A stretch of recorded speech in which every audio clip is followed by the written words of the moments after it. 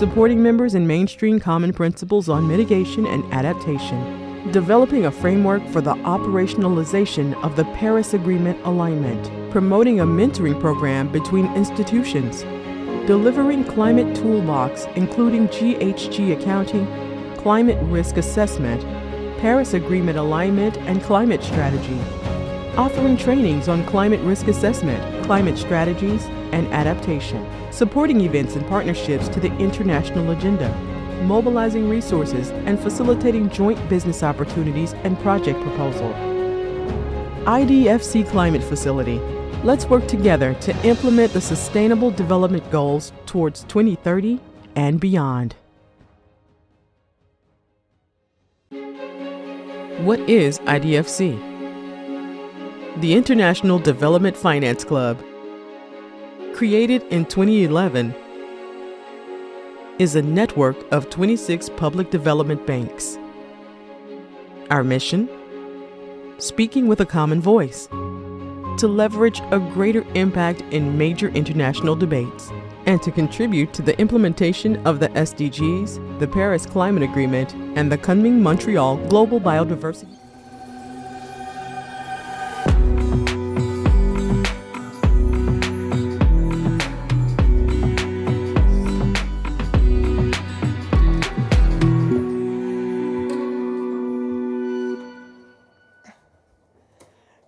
Hello, everybody. Good afternoon. It's such a pleasure to be here. Thank you for finding this pavilion. I think we all had a moment of panic when we realized it was in this large building and we had no idea where it was. So thank you for sticking with it and finding, and for the people who helped me help others get here too. So, and a big thank you to IDFC for hosting us, and hello to everybody who is online, both now and in the future. So I'm Bella Tonkanogi. I'm director at Climate Policy Initiative, and since 2019, we've been very proud to be the host for the Secretariat of the city's Climate Finance Leadership Alliance, which is the only multi-level and multi-stakeholder coalition aimed at closing the investment gap for subnational climate infrastructure.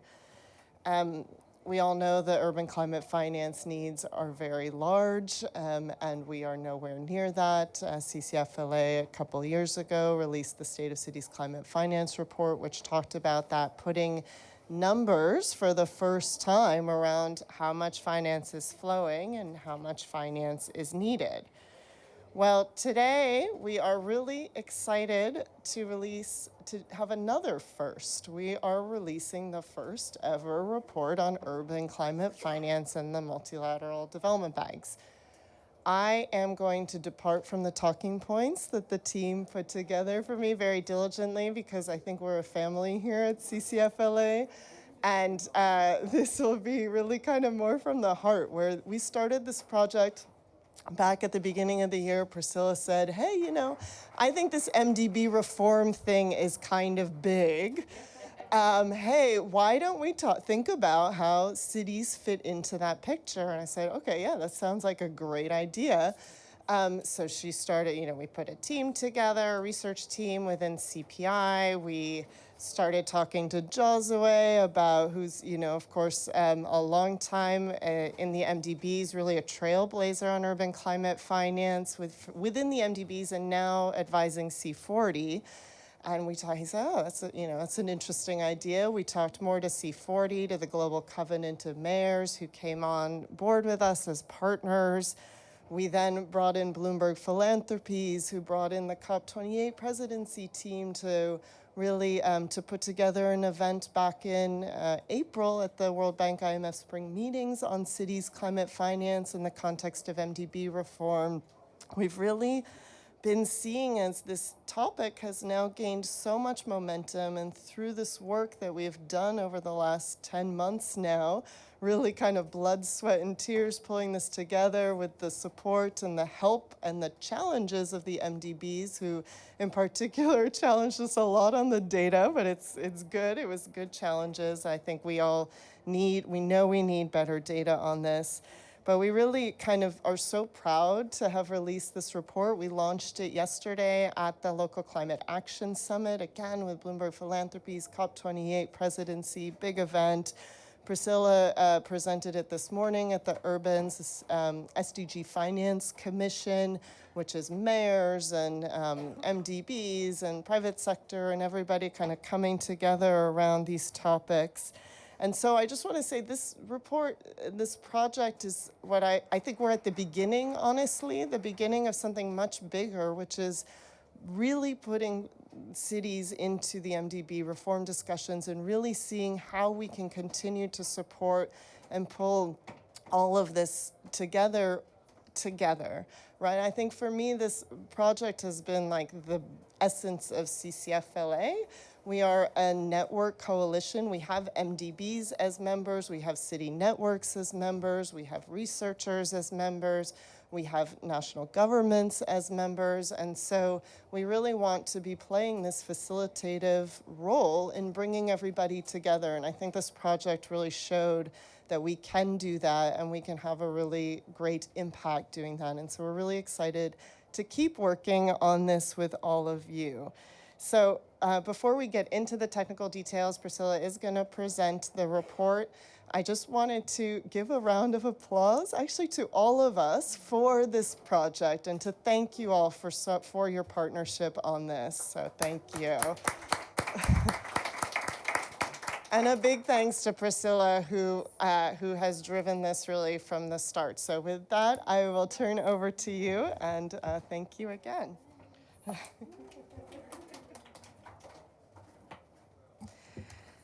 Well, hi everyone. Good to see you. I think I know most of these faces. So Bella did all the intro, explain what is CCFLA, what we're doing here. So I'm gonna just dive into the question that we want to answer, which is, why urban climate finance matters for the MDB reform. So we know that addressing the global climate immersion requires we need to scale up investments, we need to do it fast, and we need to consider risk.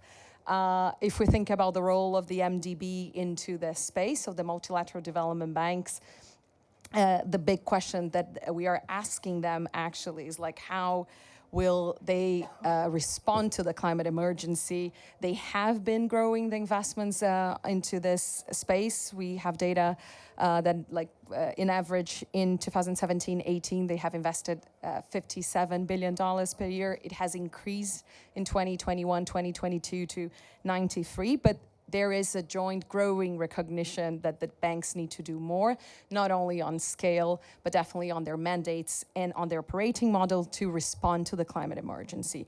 So we know that high-level groups such as the G20 Independent Group and the Bridgetown Initiative have asked MDB should be fitted for purpose. They need to be bigger, bolder, and the bigger, bolder, and better for sure, to many events.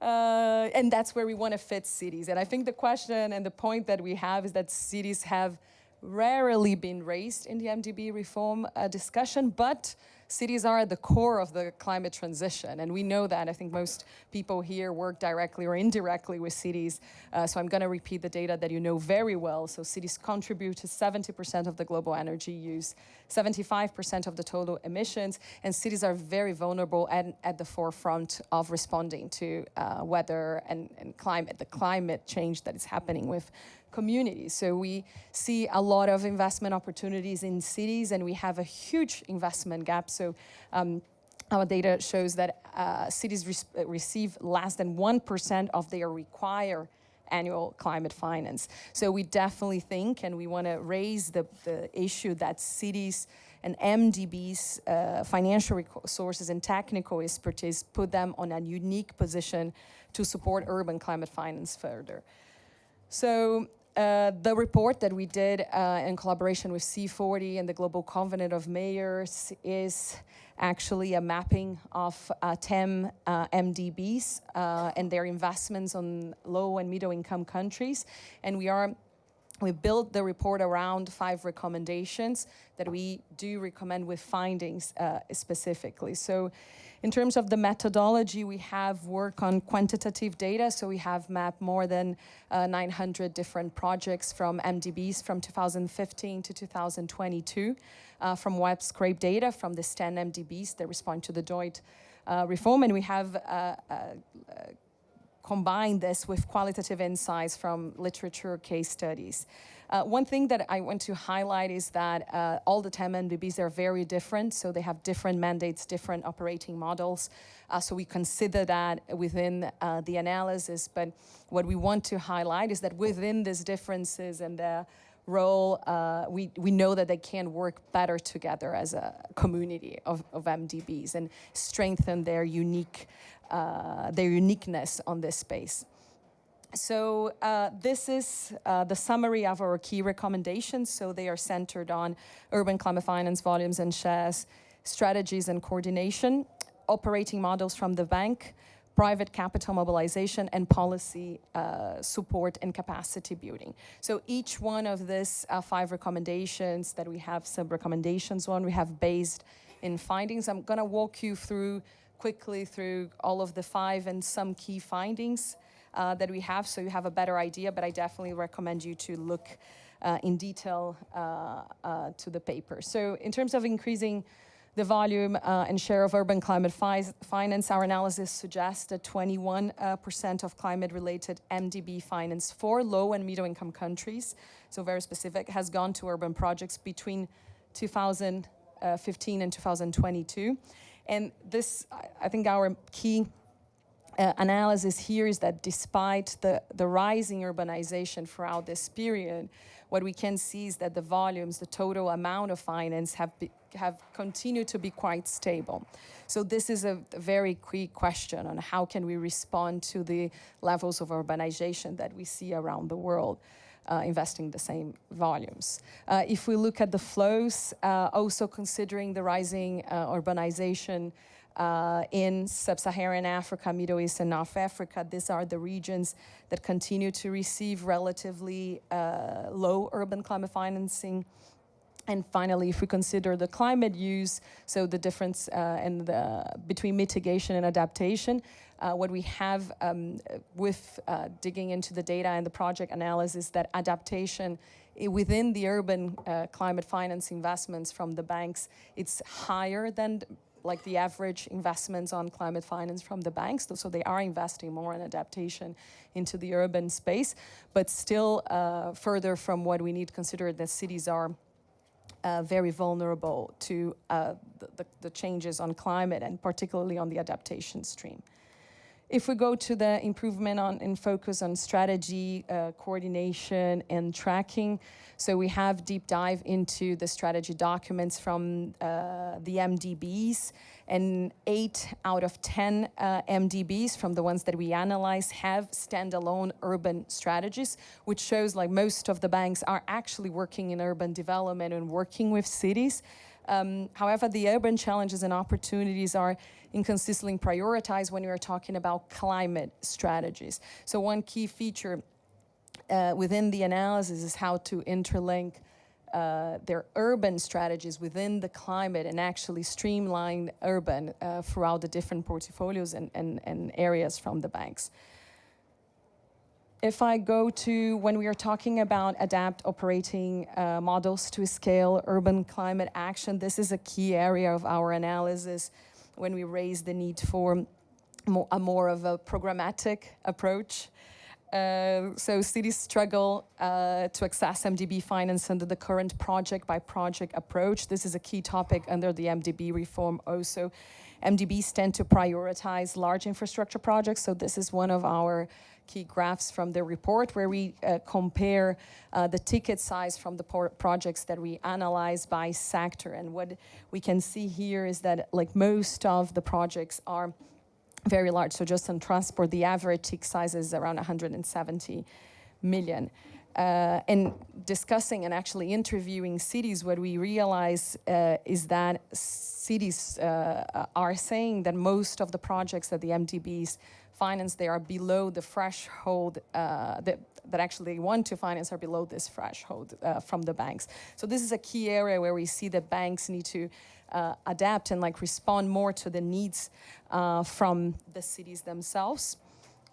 Another area that we are discussing within the operating models is promoting direct and indirect finance to cities through address the distinct and diverse needs of the cities. That goes into most of the finance from MDBs, as we know, go through national governments. From the data that we have managed to gather, only 2% of the total projects are going to cities directly. And this is a key area where we are discussing the sovereign guarantee as it's a big challenge for cities when working with the banks. And this is actually the topic that we're going to discuss after, like the role of intermediary finance and how we can find solutions to actually be able to work within with the support from the MDBs. And so I'm not going to get into the details of that. I'm very happy to hear the discussions today. But something about the promoting of indirect finance, like we were also able to see that only 2% of the, 6% of the tracked urban finance was reported in local currency, which is a key also demand and need from cities on that front. So our fourth recommendation is around the focus on private sector mobilization. Part of our findings and research on that front goes into promoting of risk mitigation instruments to create and engage more private sector. It's true if we compare, so this graph, it shows the comparison between the MDB climate-related financing in total and how much of that is from debt. Most of it is actually debt and grants and guarantees. The amount for urban climate finance guarantees, financial instruments, and grants is around, from our data, 0.2%. So there's a lot of work to do trying to figure, work with the banks on how can we increase, and this is also a big debate from the reform guarantees instruments. And finally, but definitely not least, is the question from enhancing policy support and capacity building. This is a very, very key area for the cities that have limited institutional and fiscal, most of times, capacity and a political misalignment many times between the levels of government and underdeveloped capital markets. So actually MDBs can, some of them already do, support national policy reforms for urban climate action, and we definitely think that this should be a part of this programmatic approach that we are talking about throughout the paper. So in terms of conclusions, in this context of very rapid urbanization, climate vulnerability, there is a pressing need to break down the barriers that enhance the effectiveness of MDB work on urban climate finance. We are raising many best practice throughout the paper and how MDBs are already doing amazing work in many fronts, but we need to do it more and we need to do it better together. So like the point about the coordination of the banks is very key. So in terms of our next steps as CCFLA, we're definitely working with our partners, with C4, with GCON, and many of the CCFLA members to continue this open dialogue with the banks and the cities, join forces with other actors and such as the SCDN Commission that Bella mentioned about, engage national governments and shareholders from the bank, but national governments also as a key player on this space, and work and explore innovative ideas from this bank. So I'm very happy to call Josué Tanaka, who was one of our key advisors, friends, and supporters from this paper that helps out a lot. So he will moderate a panel discussion about intermediary finance based on the paper. Thank you so much. Great. Thank you. You come? I was going to read. You want to come here as well? Thank you. So, good afternoon, everybody. And first of all and foremost, congratulations for getting here. Because in my case, I went completely to the other side, only to be told, no, it's here, you know. So I've done my exercise for at least, well, maybe 12 days equivalent. So good afternoon. I think what we've had, what you've seen here is lots of work, lots of insights, lots of recommendation. May I say, lots of food for thought. And I apologize when I say that if you had no lunch until now. I've also been asked to select one title of the current activities. So the one that came out for this afternoon, especially for you, is this incredible title that I got, Honorary Senior Fellow in Climate Finance at Imperial College. Can you believe that?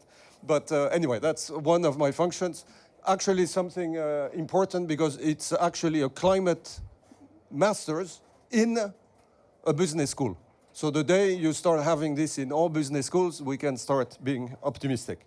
So I will now invite our panelists to sit in these comfortable chairs, more comfortable. The gray ones are better than the white ones.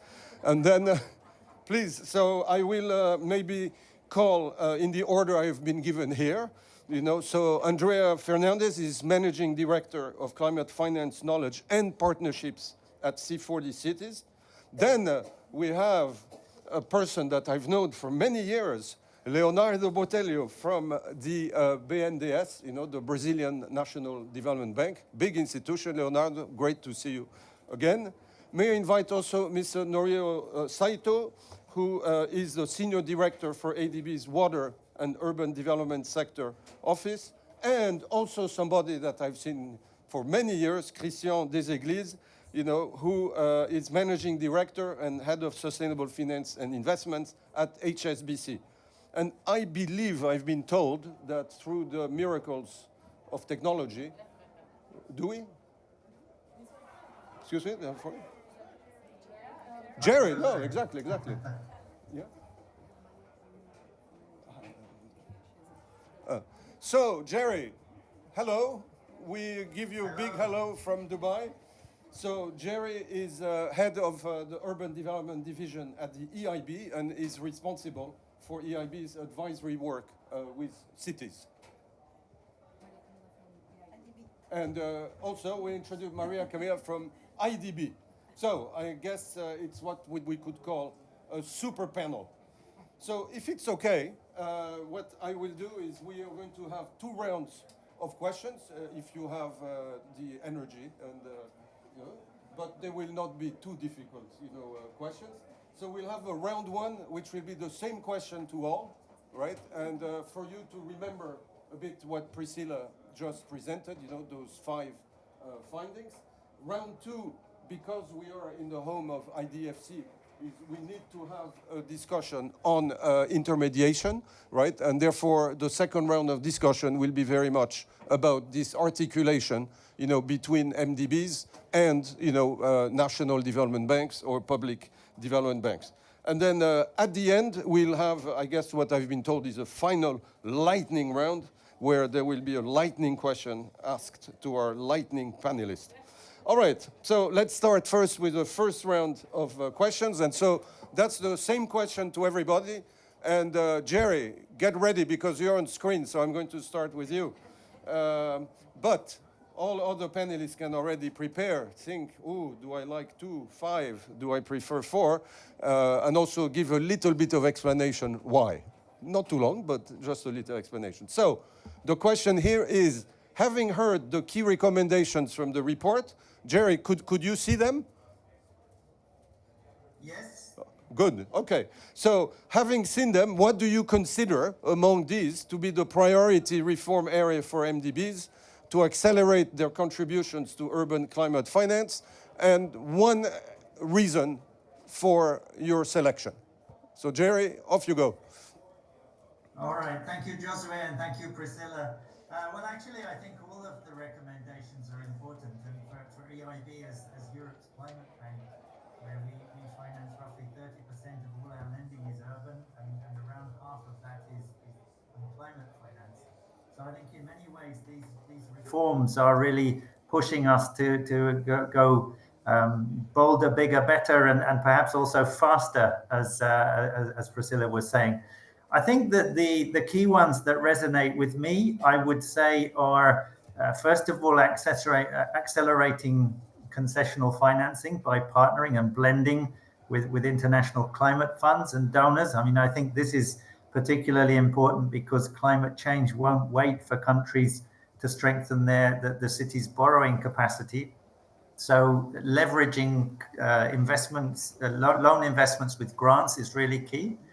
I think the second one I would say is critical is enhancing the effectiveness of technical assistance, both for preparing projects and also building capacity. And then perhaps the third one I think is critical. Oh, you're pushing it. Okay, we'll stay with the two. So right. if I may Joseph. continue with, thank you, Jerry. If I may continue with Maria Camilla, one, if possible, your favorite.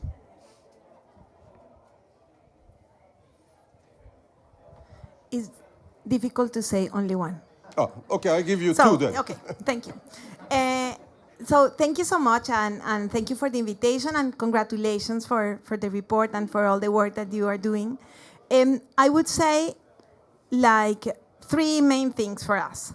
One is, of course, to increase the resources, and we are working at the IDB to have a capital increase to enhance the amount of money that we are investing in everything, but of course cities are there. So we are in this process. In the last 10 years, we had something like 50 billion in climate, and our purpose is to have in the next 10 years to triple this amount of money. So and the mobilization resources are also important, and mainly the capital increase is going to be with the private sector. That it's in the process to do it with the governors. So the mobilization with the private sector, it's something key in Latin America and the Caribbean. And I would say that the third one that I loved was related with knowledge and how we can increase the capacity of the cities to do things better.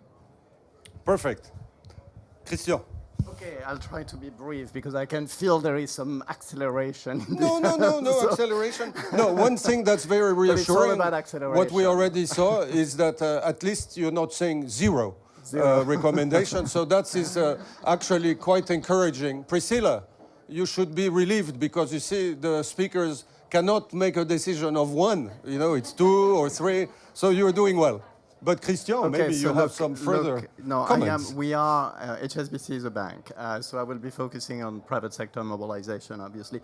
And HSBC, as you may know, is part of the private sector investment lab that was put together by Mark Carney and Shriti Vadera not long ago. So we are part of the conversation with the MDBs, providing advice to MDBs. So look, I think de-risking is really important, but it's not only about reducing the risk, but it's also about making sure that we get the capital relief for that. So working not only with the MDBs, but also with Basel and regulators, so we can make sure that whatever guarantee we get from MDBs will trigger some capital relief. So focusing on the guarantee side, we're looking at a few things which I think are important. First loss guarantee. Really critical to crowd in some private investment. With liquidity facilities also, we did, and you know that transaction very well, Jose, we set up a bond, a project bond, greenfield project bond some time ago with a hospital in Turkey called Elazig, which had a liquidity guarantee from EBRD and a PRI from MIGA. Getting this type of liquidity guarantee so we can create products which will come to market faster is very important. And also because it's all about not only mobilizing bank money, but also institutional investors. So we need to think about guarantees at portfolio level or at fund level, so we can crowding the big money which we need for scaling the transition, which is in the trillions, and this is not going to come from banks, it's going to come from institutional investors. So portfolio guarantees, very, very important. important. One last thing, focusing on finance is great, but we also have to look at the pipeline. And I think that MDBs are critical in making sure that we get a pipeline upstream and that they can help with bankability. So provision finance and also supply of projects. Christian, as usual, private sector efficiency, because you almost answered second question already without having been asked it. So, but I'm sure you will have other ideas too. So Norio, if I can turn to you, your preferred, if you have two, that's okay too, sure. but Okay. no more than three. Sure. Thank you. Yeah, thank you for having me here, and congratulations on the publication of the report. Just to give a big picture about ADB, ADB's sustainable level of lending is about 26 billion a year, but we have recently completed this review of the capital adequacy framework. So our sustainable level of lending has increased to about $36 billion. So we don't have like a particular quota for urban sector, but of course we were expecting that their needs are high. So this urban sector contribution is going to increase in the future. Yeah, so about the recommendation, I think all five are very valid recommendations. Particularly the ones that drew my attention is basically recommendation 4 and 5 combined, because those are linked. One is about enabling environment improvement so that private sector can come in, but also we can support like a creditworthiness of the cities. So this is linked to this private sector participation. So we have been doing, this supporting own source revenue generation by the local governments, including like a property tax reforms or water tariff reforms, so that they can enhance their own source revenues, which will lead to the sustainability of the sovereign operations.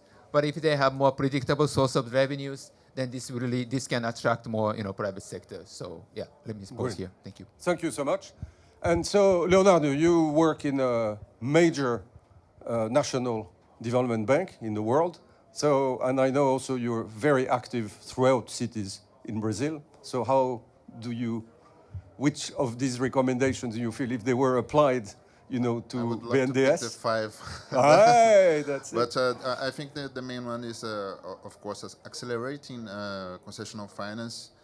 And one thing that drew my attention is the need for more local currencies facilities from the MDBs. Yeah. I think it's absolutely fundamental. And may I take 2? The second one is definitely the increase of building capacity in the municipalities and for integrated projects and so on. I can tell you a short story about BNDES. We are 2,500 employees, and we have a division of project preparation of around 30 people. We increased it to 250. Only to deal with project preparation. And this incredibly was reflected in our portfolio of projects, particularly in adaptation. So we are doing a lot in sanitation, working closely with municipalities and states. So I think for the MDBs, we would more, in this field of generating bankable projects, all help is needed, and the MDBs can do a lot of difference in this. Great. Thank you, Leonardo. And Andrea, finally, your selection? So I'm not the banker on the panel, but I'm here representing City Networks. And so for that reason, I'm going to go with a different one, which is, I think, Area 3, the programmatic operating model. And I think it's because putting the hat of a city mayor on, it's really difficult to navigate when there's national development banks, the multilateral, the regional, to understand what are the options for the city, in what ways can they get finance, what are the programs, what are the entry points. And I think a really great example that you know well, Josue, is the EBRD Green Cities program, and it's super clear. This is the program. We will support you in developing an action plan. There's a trigger project that comes from it. The instruments that we have available will allow you to get direct access to finance, which is the biggest issue all of our mayors will say. That's for them is number one, having that agency, that ability to really understand what are those options out there and to pursue them. And I think the challenge our mayors have is navigating this is really difficult. We had a brunch today with mayors of Freetown, Chouani, Bogota, and Dhaka North, and they all talked about the difficulty it is and how they like the direct access and how an element of the operating model that I think also needs to improve is the speed and efficiency in which mayors are able to cities are able to access finance, because mayoral term, the example in Bogota, mayors have one term, 4 years, and that's it. If the project's not prepared in that term, it creates real issues. So I think from putting a mayoral hat on, I would say the programmatic operational model. Yep, that's great. Thank you. And let's say, certainly, I think the observation you made is something that we hear. You talk to any mayor, they will always complain about time, how long it takes. Clearly, there is a lot of to do too. And one of the observations I make is, if you want direct finance, you also need to do quite a lot of due diligence, and that has quite a lot of requirements. So it's that famous one. Again, I'm sorry, I go back to lunch, but there is no free lunch, right? All right, so we shift now to the second round of questions, and that's the round that relates actually to all the institutions that we see on this wall here, and not only those, because we understand from FIC, that there are something like 520, I think, further public development banks in the world. And so I think the questions that we are going to ask now is a question about the articulation, in a way, between the different sources of funding. In particular, in a way, the MDB, National Development Bank, Public Development Bank articulation, and that's why it's great, to have the panel that we have, to also see from a private sector perspective, how does the private sector look, at that? Is it working perhaps directly with some of these? But I think one of the comments that's also been made is that comment about local currency, right? And I think that's also, another challenge. So perhaps in trying to balance, I will, what is that expression? Last one first, whatever. So I will start with you, Andrea, since you were. And that means, Jerry, that you have lots of time to think about the question that is going to come to you. So, Andrea, here I think the question would be, what are some of the challenges cities face in accessing MDB's finance? You already gave a bit of an intro to that, certainly in terms of time.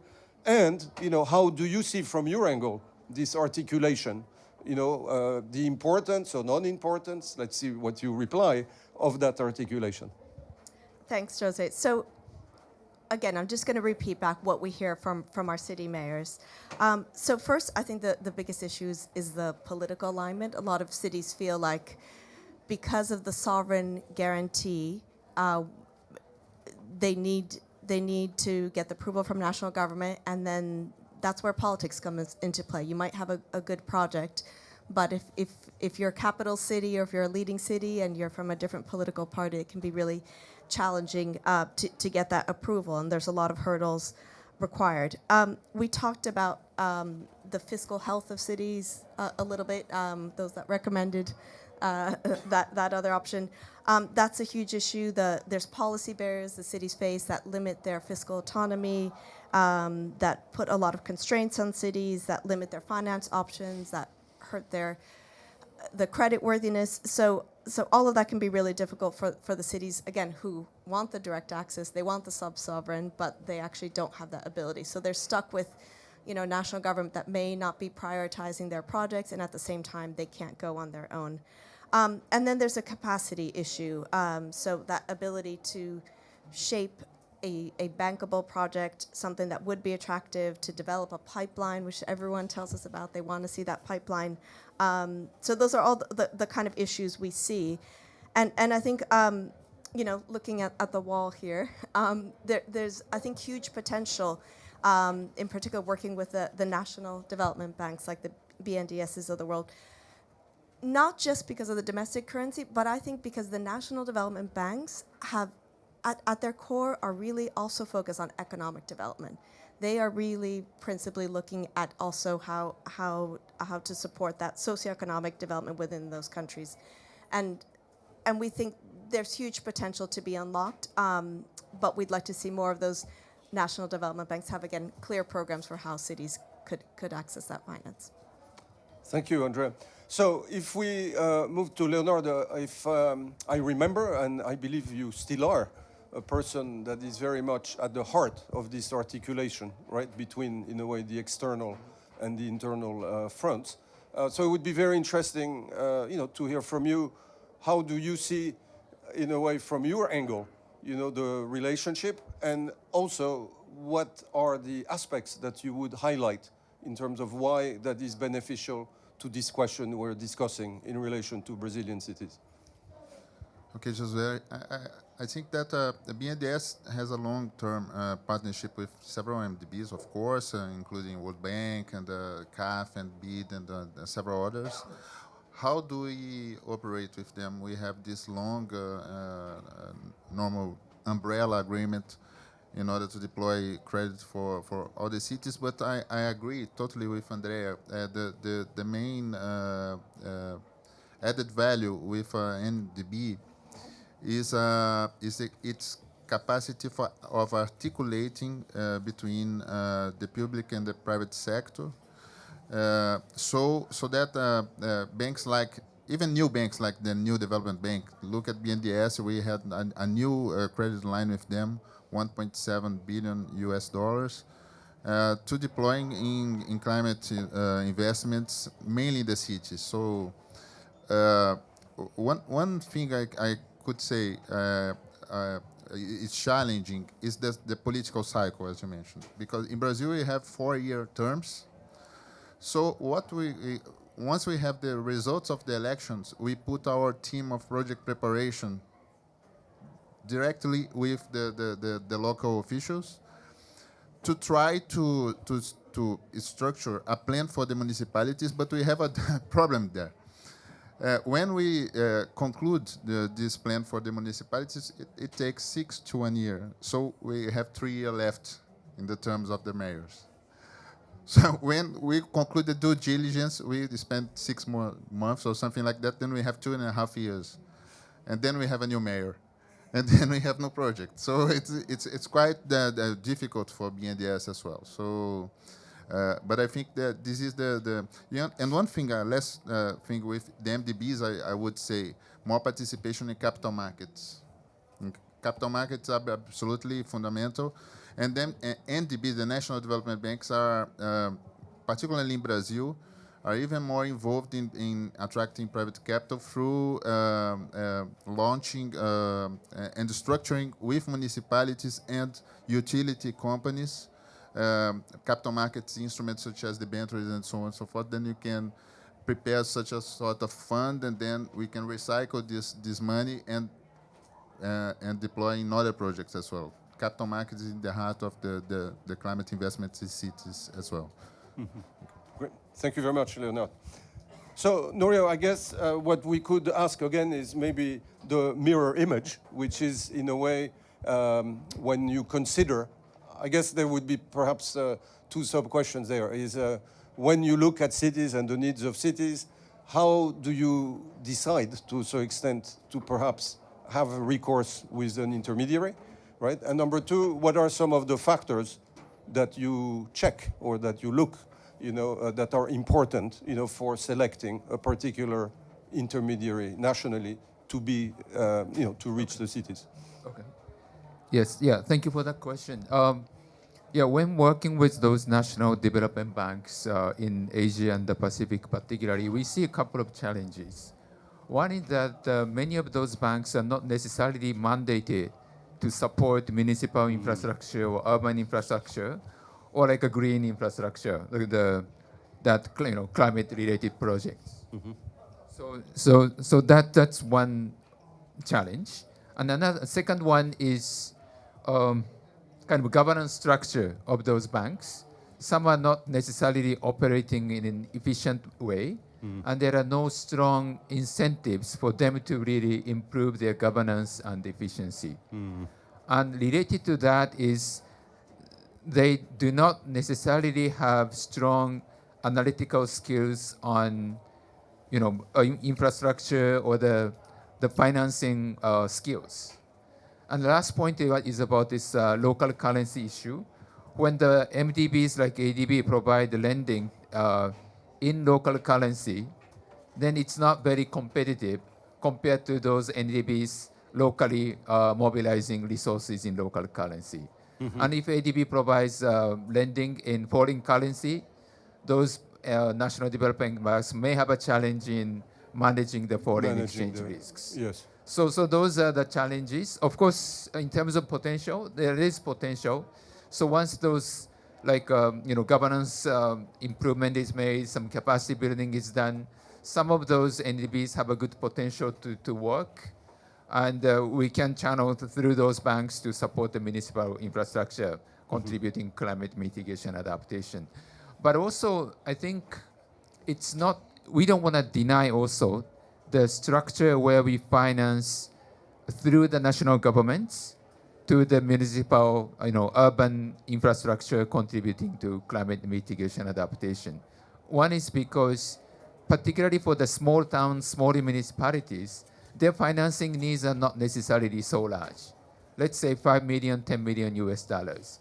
But ADB doesn't have enough resources, staff resources, to process 5 million loan, for 10 million loan for each and every, so many municipalities. And also, the fiscal autonomy of those municipalities, the local government, is rather limited. So when they don't have enough, like a repayment capacity or borrowing capacity, many of those loans we provide to the national governments can be on-granted or only partially on-lent to the municipalities. So even when those municipalities' financial capacity are limited, through the national government, we can still support, urban climate financing to those towns. So I think that aspect should not be really, denied. Yeah, so maybe, those are the points. Thank you. Well, that was a very rich response. So maybe if we move to Christian and a private sector view, I guess perhaps there are two questions. One specific, which is to a certain extent, has HSBC actually been an intermediary, of an MDB for, urban lending or not? Or what has been, the mode by which HSBC to date, has financed cities? Thank you. Thank you very much, José. So yes, we have done a lot of bond issuance, for instance, for MDBs and for many of the names that are on the screen here. And a lot of those bonds, especially the ESG-themed bonds, will have UOP, so use of proceeds, that will be linked to urban climate projects. And this is not only, with MDBs. Same with sovereign. We issued, for instance, a green bond for Chile, which also had some specific allocation of proceeds to urban climate projects. So I think that's one thing we do. But we've also been teaming up and collaborating more closely with others. I'm thinking, for instance, AFD, Proparco here, IFC, in putting together a fund, you may remember that, Josue, called Regio, which was one of the first fund, if not the first fund, public-private partnership with anchor investment from HSBC, from IFC, and from Proparco to provide funding to corporate green bonds. And one of the goals of that fund is related to SDG 11, which is around sustainable cities. So to promote and to invest in projects which will be linked to sustainable cities.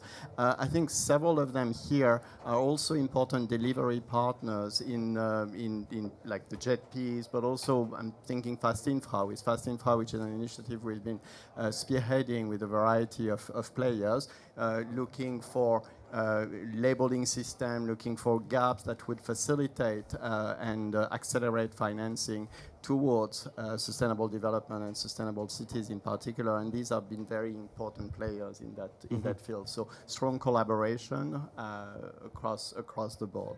Now, if I may, since we have the privilege to have you, and as you've been such a leader on fast infra development, if I were to ask you, if we were to ask you the question, our cities, what do they represent in the current, work? Are they more difficult, question? Are they a smaller share of the potential you see? I mean, just to get a bit of a feel of how do you Look, see cities? You mentioned, I think, in the presentation that it was 75% of emissions. So, but if I put power, so Fast Infra has really been focusing on, for the time being, it's been more around power, but it's also any type of infrastructure asset, whether built or not built. And so building, smart mobility, smart transportation are all part of the universe of infrastructure assets that we are covering. So I think, yes, cities obviously play a really important role for sustainable infrastructure, but also for deployment, and it's particularly true in the global south, of climate tech that will be addressing efficiency issues as well as energy needs and renewable needs, but efficiency is also really important. So, yeah. Great. Thank you. Yes, thank you, Christian. So, Jerry, we're getting to you, but before I turn first to Maria Camilla with a bit the same question I asked Norio, because I do know that IDB, has been, I would say, very active, on the relationship, between IDB and national development banks. But I would be very curious to see, building, on that strength, where do cities figure in that? Thank you. Yes, I think that we need to see the capacity and the size of the cities for this problem.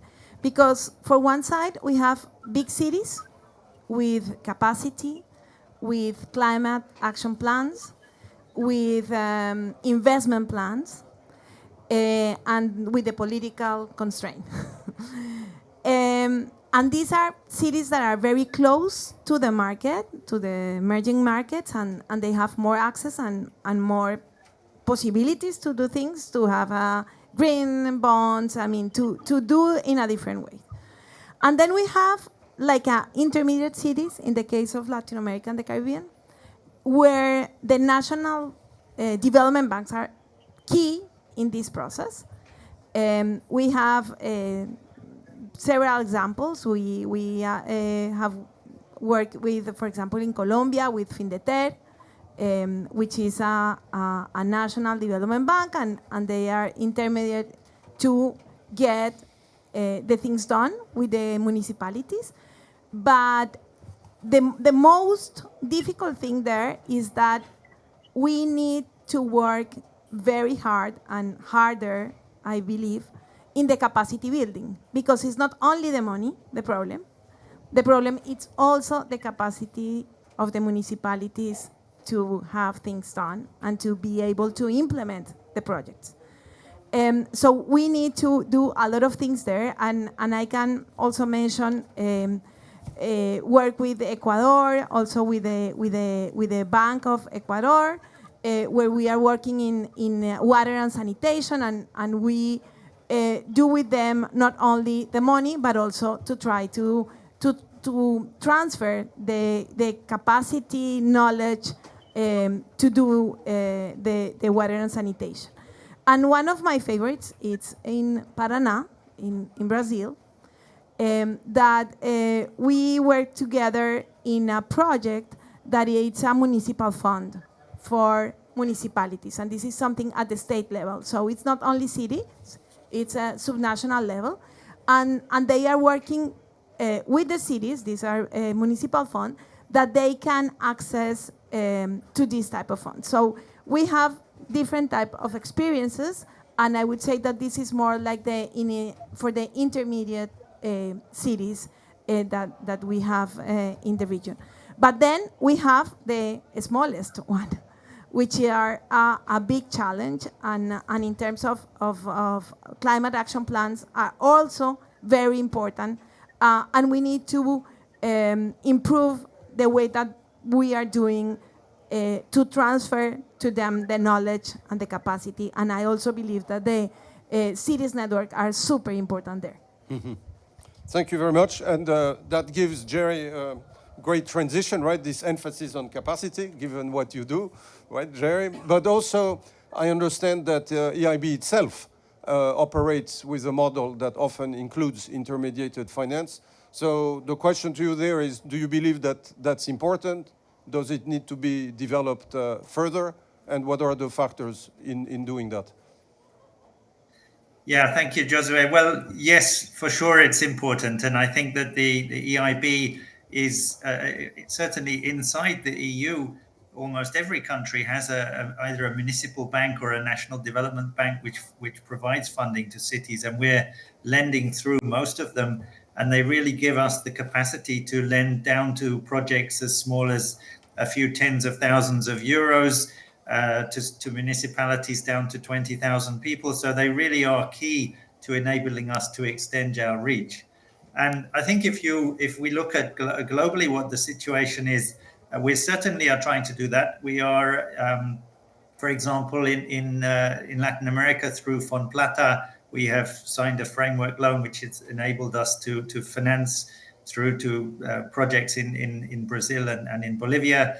And we're also providing technical assistance to, exactly as you say, to build up the capacity for the bank to particularly act in the area in terms of to improve its ESG performance and enable it to meet international standards. So I think that this is critical. I think that intermediaries are critical. I think, as some of the other speakers said, there is quite a diversity of what we might call financial intermediaries. It's not only local banks, it's also funds, it's also municipal agencies which can channel funding and intermediate funds which are made available through national government. And we're working with one in Tunisia called the ARE. We are working with private funds like the Urban Resilience Fund to do that. And I think that where we want to see this go further, we want to obviously extend the range of intermediaries we work with. We're also using the City Climate Gap Fund to help strengthen the capacity of intermediaries. And this is one of the new areas of focus for us. We're trying to do that in a way which complements other initiatives like the NUCA program with the IDFC, and the Felicity program that we're also working through with GIZ. But I think this area of capacity building, it's both to help the financial institutions to improve their own way of doing business and their own way of identifying and appraising urban projects, but it's also to help them, as Andrea was saying earlier, it's also to help on the pipeline development, to try to enable those banks to strengthen their own municipal pipelines. So absolutely a critical area of importance for us. Great. Thank you very much, Jerry. By the way, where are you? I'm in Germany at the moment. Good. Okay. I can geolocate you now. Okay, so I'm going to be an incredibly nice moderator by asking you the question I will ask at the end. So like this, you have real time to think about it. And that question is from the point of view of your own organization, because now we've talked a lot about others, right? You've talked also a lot about your own organization, but from the point of view of your own organization, what is the one measure that you think would really make a difference in expanding urban climate finance? So it's a bit linked to the first question of the report, but de facto the report may not have thought about everything, right? And actually also the fact is that each organization is its organization with its beauties and its challenges, right? And therefore, perhaps there are certain challenges, if you can mention them, that if lifted, would facilitate, a lot. But before that, we have some time for questions from the audience. So if there are any questions you have about either what Priscilla mentioned or anything that the panelists mentioned or any question that we have not covered but that you would like to have covered, given the benefits we have of all the knowledge of the panelists, please express yourselves.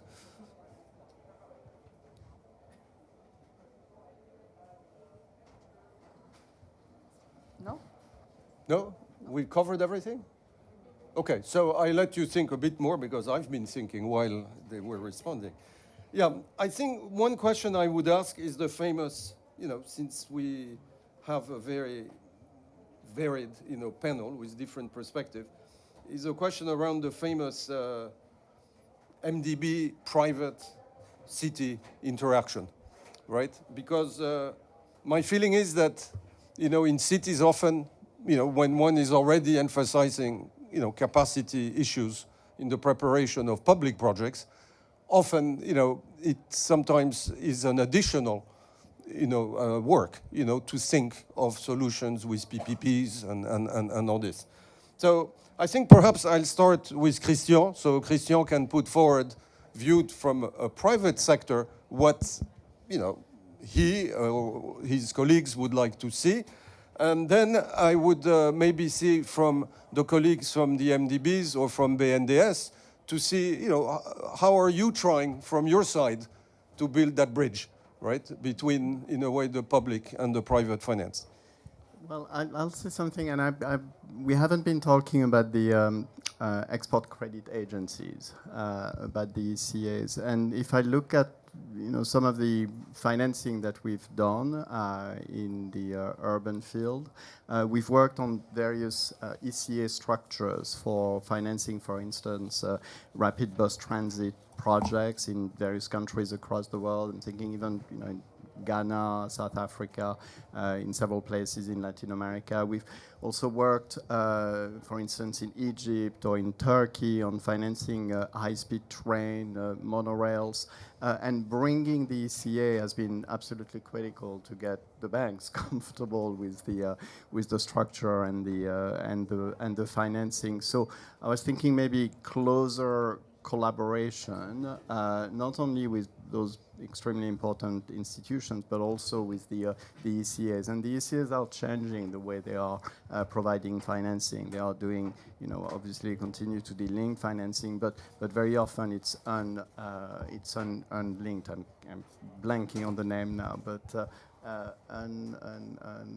untied financing. Yes. So and FMO, for instance, has been doing that, and I know the UK is also looking at it.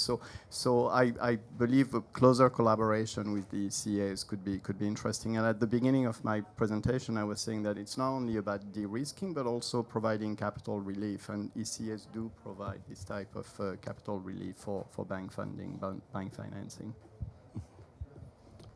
Thank you. So then, anyone who would like to take a bit this question from the MDB or from BNDES side, this question on the private sector, what is, how do you build that bridge, or how are you building that bridge?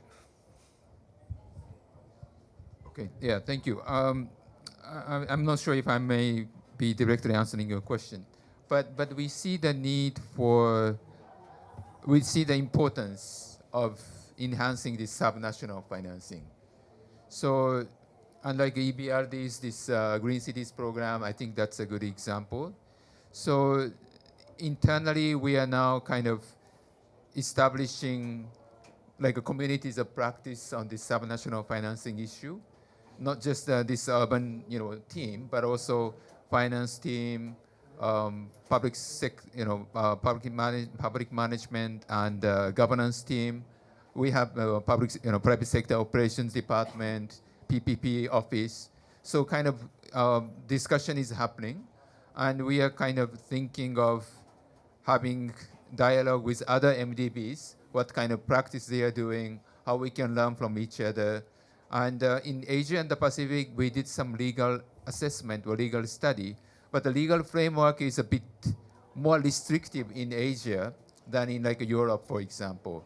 So we have some challenges in providing, direct financing to subnational entities, but we are really keen to learn the good practices available in other parts of the world and see how that can be applied to our countries. So that way, I hope we can kind of bridge the gap to provide more support to those local governments or subnational governments. Leonardo, how do you see that from your angle? Regarding the private sector transactions, there is an interesting case as well that we are experiencing now. Under this new project preparation department that we structured, we have a dedicated division, little division of 5 to 7 people who are devoted only to speak to developers and private investors. Right. That all they do. So when it comes to a sanitation project as well, they know all of them. They know their strategies. They know which kind of project would be more attractive for that kind of investor or that investor for the other geography or something like that. And it's really made a difference between the current the business as usual of BNDES and this proximity with the private sector. And it was reflected. We just supported the state and the municipalities of Rio de Janeiro to privatize, not privatize, to establish the concession of the sanitation. And it was a huge, not only leverage our financing, preparing this project, leverage our financing to the project as well, but we were able to attract new players, international players to Brazil, since we began to talk to them 2 years before the project came to the tender. So it was very interesting. It's a very hard. It was a project, a learning process for BNDES, how to speak the same language with the investors. But this has been a very interesting experience. Great. Any question? You have a question?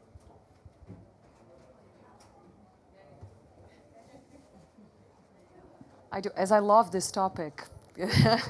And we have all of you here with us. I'm definitely going to ask you a question. So I'm thinking about the next steps, and particularly the point on the coordinating of the MDB. So like, how can they work better together? So it's a question for Jerry, Inario, Maria Camila, but I would love to hear others' opinion too. So like, one, how can we work like the urban divisions and even the climate divisions from the banks can work better together, or on the processes that they have working with cities to increase and scale urban climate finance. So how do you see the concrete steps? What do we need to do for that to happen?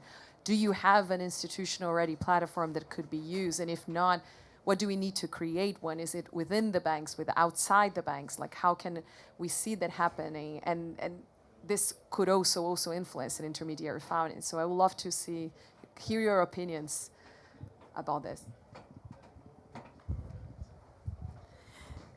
Thank you. I believe that for the Latin America and the Caribbean countries, this is going to be a long process. And this is a process because we need to have in the conversation the ministries of finance, Priscilla. You know this. The ministries of finance are super important in this conversation.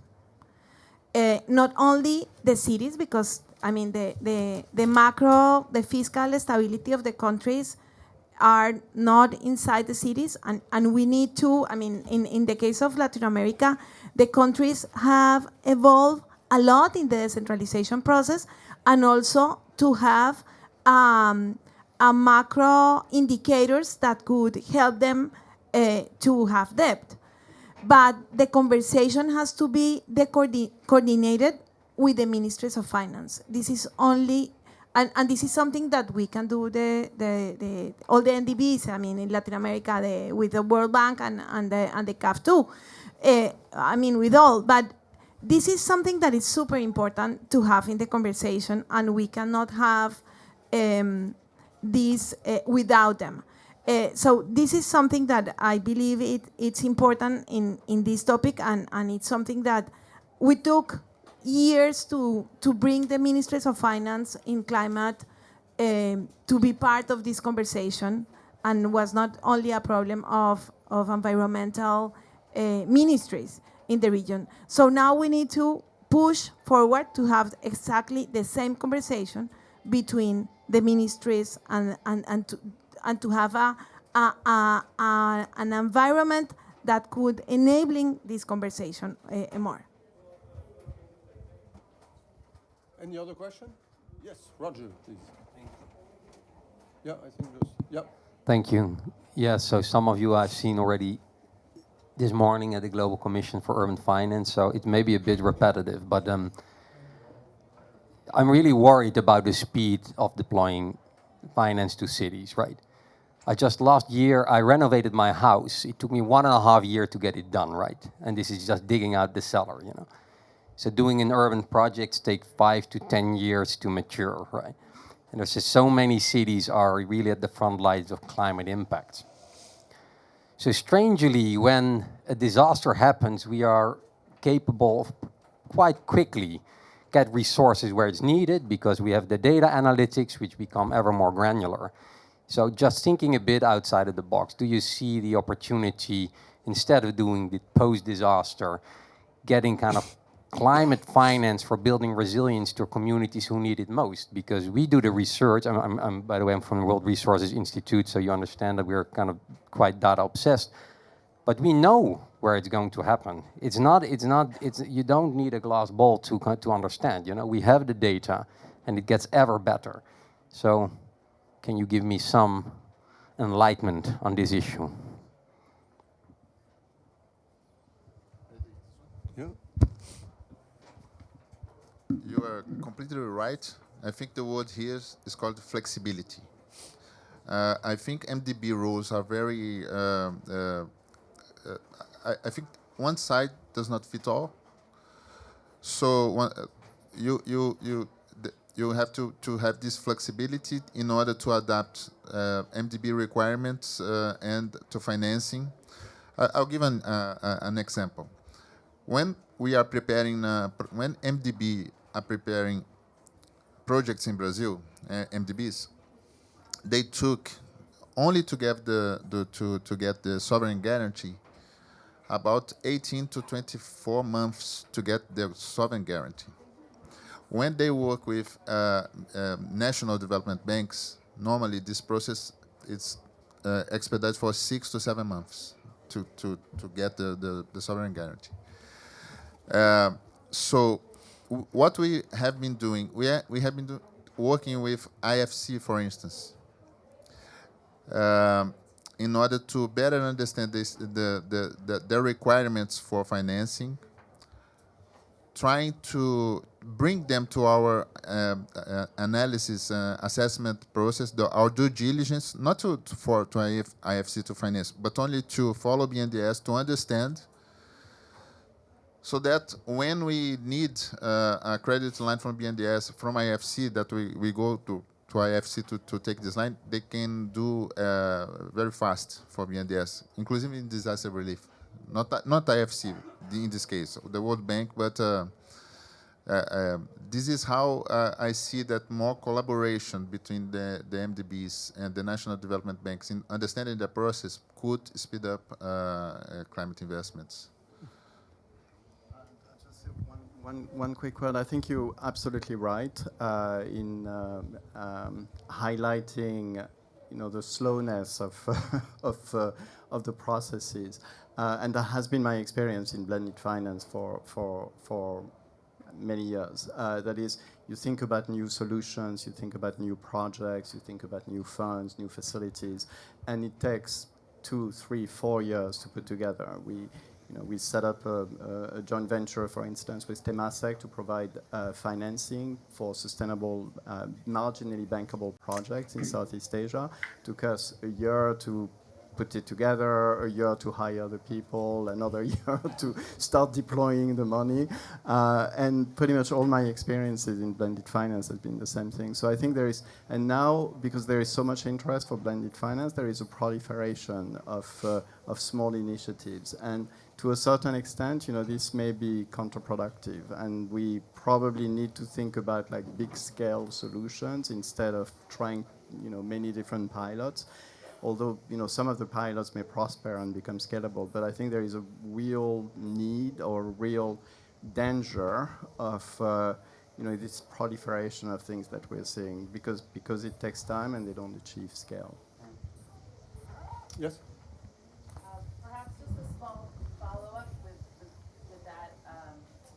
The mic, yeah. Oh, sorry. No, it's okay. I could speak louder if I need to. It's a small group. speaking around the smaller projects, I was wondering what your thoughts were around the idea of pooling the smaller projects together, coming up with portfolios so that you're not necessarily only funding the 5, 10, 20-year projects, but you're actually intervening at a much smaller, even neighborhood scale with those $10,000, $100,000 projects. On paper, it sounds great. In practice, it's really, really difficult to do. But there is a role for national development banks, and there is a role for other DFIs to play this role of aggregator. I mean, what you're saying is the role of aggregator. And those institutions can do it, and then they can get financing in the market. So they get the intermediation from, and the World Bank and the MDBs have been doing it really, really well. They've been very efficient at raising money and cheap capital in the market and then deploying this money to smaller projects. So we shouldn't disregard this aspect of MDBs, of intermediating cheap money and deploying it at scale in emerging markets and playing this aggregation role. If I can respond to those 2 points. Yeah, this morning's session, I introduced one of the projects that we processed for Bangladesh called the Coastal Towns Climate Resilience Project. So this supported the 22 coastal towns. So those are small towns. Small one is only like a 10,000 population. Maybe the larger one is still about 100,000 population. So if we try to deal with it individually, probably it cannot be one project. But we consolidated and we were able to process it.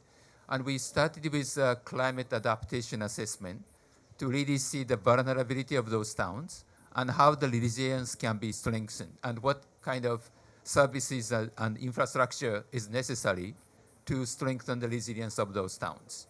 And Bangladesh is prone to cyclones. So like cyclone shelters, which can withstand strong cyclones, is one of the resilience measure. But of course, we want to make sure that people can evacuate to those cyclone shelters through solid roads. So roads is one thing, and also the drainage system improvement is another, then cyclone shelters. So we took a kind of systems approach, not like just the climate proofing one or two of the infrastructure, but just look at the entire vulnerability and how those resilience can be strengthened. So this is still a relatively unique one, but we want to kind of more mainstream this kind of interventions so that we cannot be just reactive to the disasters, but we can be more kind of preventive, take preventive measures to avoid the disaster in the future. Great. Well, thank you very much. So to conclude, you may have forgotten already that there was a third question, so I will repeat it. But then, in a few seconds, from the perspective of your organization, what is the one measure that you would make, that you think would make a real difference, to expand urban climate finance, so that when Priscilla does the next report, that those bars, will go off the chart. So I'll start with Jerry, so that he can check out. Unfortunately, Jerry, there is going to be some drinks and food here, which we cannot provide you on the screen. But anyway, off to you for your answer. Thanks, Josue. I wish I could be there with you guys. But anyway, from me, I think the one recommendation which I think perhaps could have been added into the report. I know Priscilla mentioned it at the beginning, but I think the one area really is adaptation. And the need to incentivize adaptation and make adaptation financing, let's say, more prominent in our financing. And I think the recommendation I would have would be to make adaptation financing more recognizable and give more incentives for actually financing it and make it more recognizable vis-a-vis mitigation investment, because I think adaptation is the challenge that we're all facing now, and that's difficult to handle. Great. So thank you very much, Jerry, and greetings from COP28. Maria Camila. Thank you. What would be? I would also say adaptation, and for Latin America, this is very important. Adaptation, it's a key element, and we are not investing too much, and this is I mean, there are a lot of efforts, but they are not enough at all. And to have, for example, better ways to prioritize the projects. This is something that politically very difficult to do it, because it's something that not happen, and you don't know. So the votes are not behind that. And I think that it's very important to be clear the needs that we need and how we can implement them. Thank you. Christian.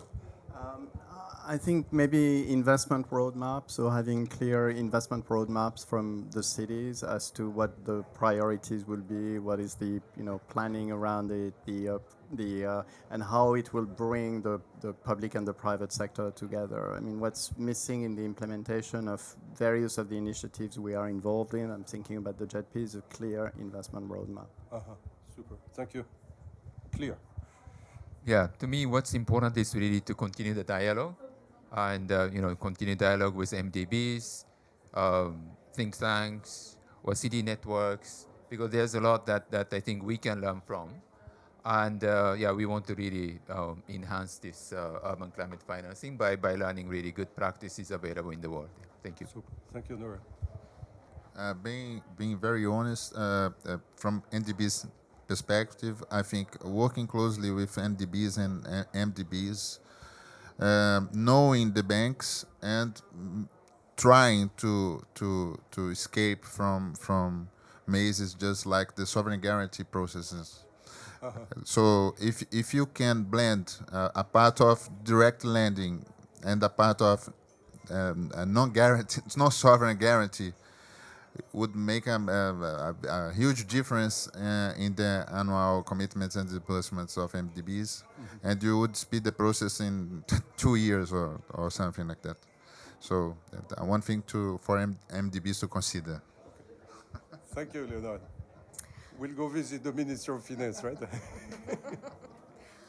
Jose, I'm going to answer this as if I had a magic wand, because I'm going to pick a difficult thing, but that has to happen because it's just fundamental and sustainable, which is this issue of the policy bearers, the fiscal decentralization, fiscal autonomy.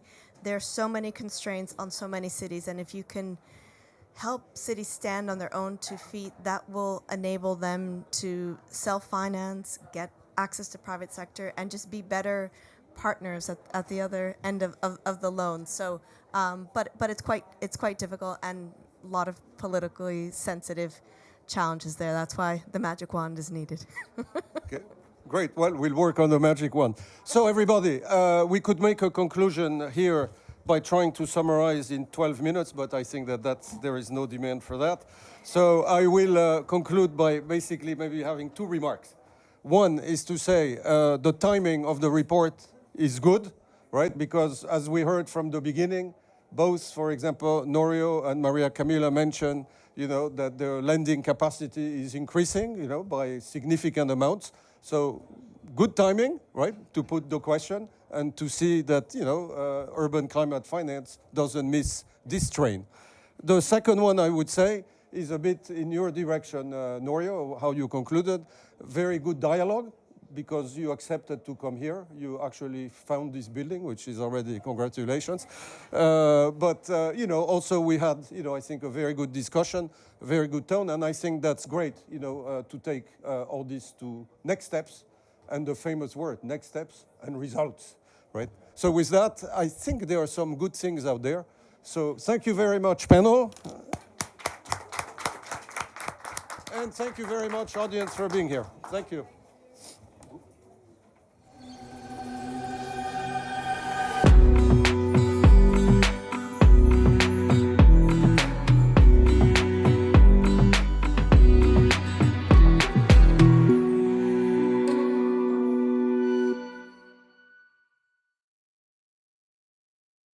Framework.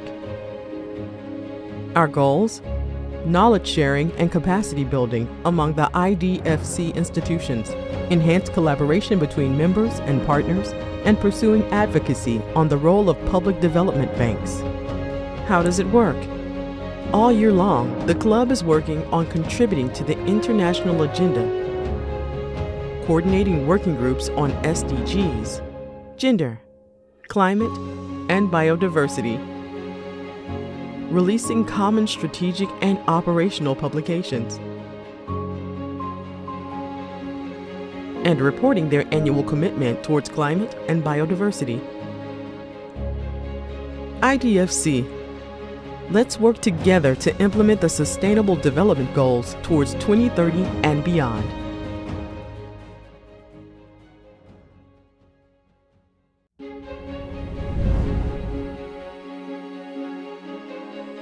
What is IDFC Climate Facility?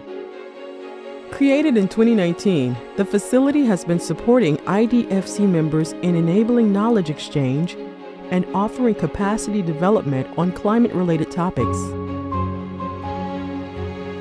Our 3 goals: to strengthen climate finance expertise and capacities, to originate and develop joint climate projects, to institutionalize and facilitate collaborative work among members on climate change.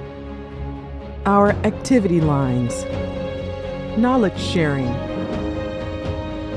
capacity building, access to international climate finance, joint business opportunities.